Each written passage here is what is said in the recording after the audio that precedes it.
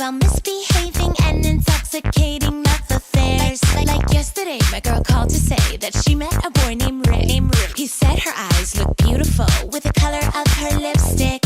Usually she'd turn away, but he was kinda slick. So she gave him her number and wondered maybe he's got a big girl talk. Makeup, fashion, all the boys we got. Girl talk. Once we get started, we just can't stop. And all the girls say do do do do do do do do do do do do do do do. Girl talk.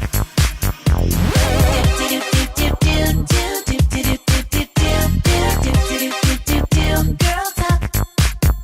At the salon, getting my hair done with a fashion magazine.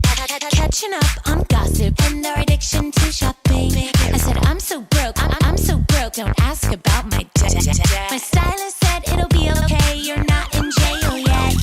He is working overtime just to pay the rent. Spending all his money on high heels for his boyfriend.